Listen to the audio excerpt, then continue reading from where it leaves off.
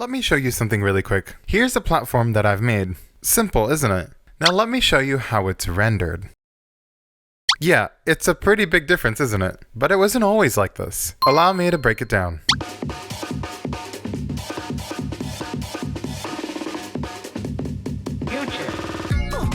So I know it's been a while since you've seen a real devlog, and many of you who are fans of the channel may have probably noticed my content shifting back and forth over the past year. This is due to several reasons, maybe some of you guys already know.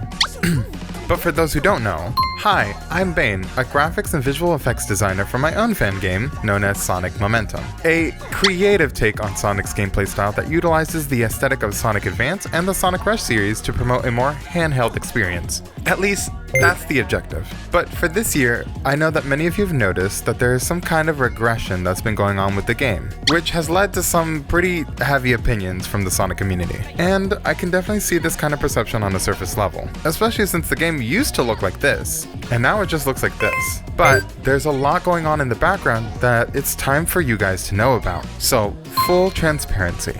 This is how I took a year to reinvent the look of a Sonic game.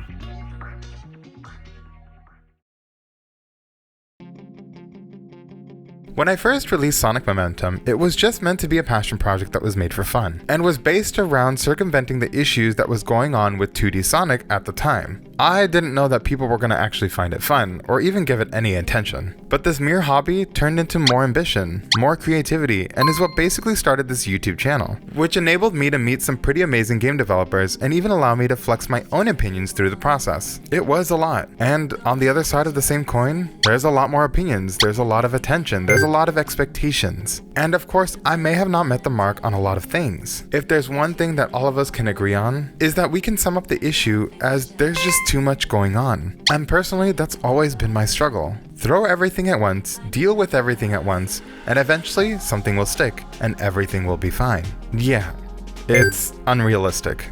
So I made a decision. We are going to reinvent ourselves. I wanted to take this year to learn and focus on one thing at a time. It's why I pulled back on so many characters and ideas, to focus on some of the core aspects that Sonic Momentum can bring to the table, and likewise this channel. In other words, I'm learning in the present to plan for the later. So I created 2 goals for this year, and bear with me, it'll explain a lot. The first goal is to simplify the gameplay, and the next is to focus on the level design, since level design is not something I've really worked on, and it's a good jumping off point for me to learn from. So to start, I focused on Sonic's combat and made it simpler, to be almost as digestible as Sonic Frontiers. Speaking of Sonic Frontiers, it did inspire me a lot, but it wasn't in the way that many of you thought. See, many of us were thinking that I was capitalizing on Frontiers, since it was current for the time, which I was, but for the same reason Sonic Team was using it. Let me explain. I've always thought that cyberspace was a cool aesthetic, especially considering that it enabled Sonic Team to get away with experimentation. So I borrowed that element. And it started with the simple change of increasing the size of the screen in order to accommodate what Sonic can do. When it comes to a beat-em-up styled game, you want to be able to proactively see what's going on the screen. And for something that's as fast as Sonic, the extra real estate that's afforded in the modern age of computers is a lot better than in Sonic's handheld era. Furthermore, the screen ratio was more in line with 3D Sonic during 2D sections. But this simple change had bigger implications. See, this framework is built completely differently than other Sonic engines. Rather, it's built with a modern-day indie aesthetic. So there's things like bloom, lighting, and other post-processing that goes onto the screen. And because I've only ever touched on shaders before, increasing the screen size means that there's extra pixels to calculate, and thus increased power demand, which went against one of my golden rules: to make things more efficient, more optimized. And on top of that, the background ratios were strictly written for the previous ratio size, so that quickly fell apart. I only saw one solution, which was to delve more into shaders and start rewriting things. So I carefully took more time to learn about shaders and experiment. And remember what I said about cyberspace and being built on experimentation. That's where things clicked.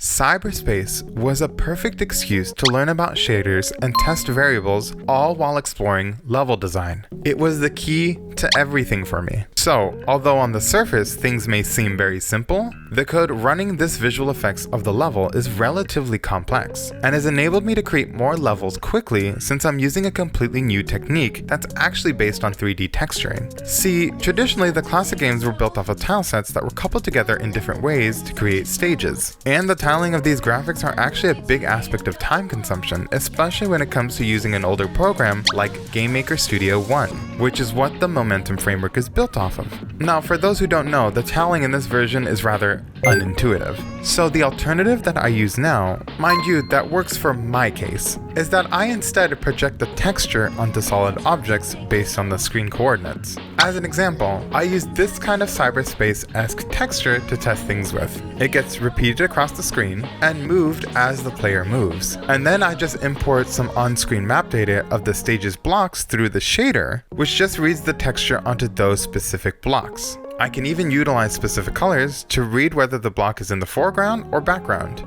And that's the basis for the look of the cyberspace stage, which is better than using solid colored blocks. And same idea goes for the background with using this texture. And to make sure that things have more form, I created an outline shader to detect the edges. Combine all this together, I finally got a really good foundation to work from. It added little to no further costs on older devices, and has saved me a bunch of time. So despite what everyone thought on how it looked, I kept focused on the future and released the demo to grab more feedback. What were the results? A success, more or less. See, many of the aspects that players had an issue with had been mostly cleaned up. Newer players had an easier time to digest the controls, and gimmick levels were praised. Although people missed the more detailed look of the levels, I had finally honed in on the core. So what was next? Build off of it.